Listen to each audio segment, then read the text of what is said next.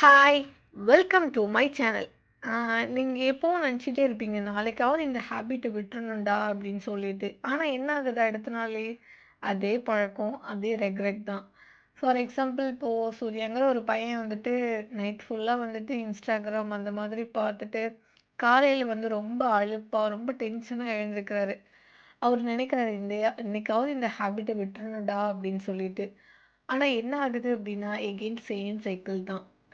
உண்மை என்னன்னா, நீங்க ஒரு ஹேபிட்ட வந்து விடவே முடியாது. ஆனா, அது வந்து சேஞ்ச் பண்ணிக்கலாம். நம்ம மனசுக்கு பிடிக்கிற ரொட்டீனா இருக்கணும். அதுக்கு ஒரு நல்ல புதுசான ஒரு ஹேபிட்டா நீங்க செட் பண்ணணும்.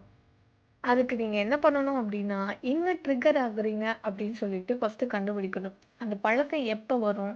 ஏன் வரும்? அப்டின்னு சொல்லிட்டு ஃபைண்ட் பண்ணணும். இப்ப நம்ம போர் அடிக்குது அப்டின்னா நம்ம என்ன பண்ணுவோம்? Instagram அந்த மாதிரி மொபைல் ஸ்க்ரால் பண்ணிட்டு இருப்போம். அங்க தான் நம்ம trigger ஆகுறோம்.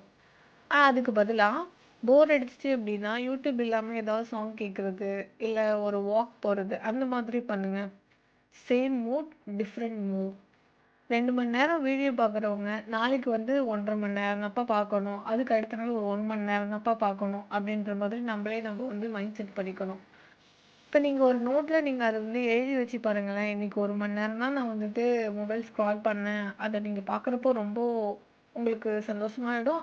At the same time வந்து மோட்டிவேட்டும் ஆயிடுவீங்க. நம்மளால எப்பவுமே பழக்கத்த வந்து கண்ட்ரோல் பண்ண முடியாது. ஆனா மாத்த முடியும். மாத்துறது நம்ம கையில தான். நீங்க ஒவ்வொரு நாளும் ஒரு சின்ன ஹேபிட்ட மாத்துனீங்க அப்படின்னா, 1 மாசத்துக்கு அப்புறம் நீங்க ஒரு புது பெர்சனா வந்து ஃபீல் பண்ணுவீங்க. இப்பவே ஸ்டார்ட் பண்ணுங்க.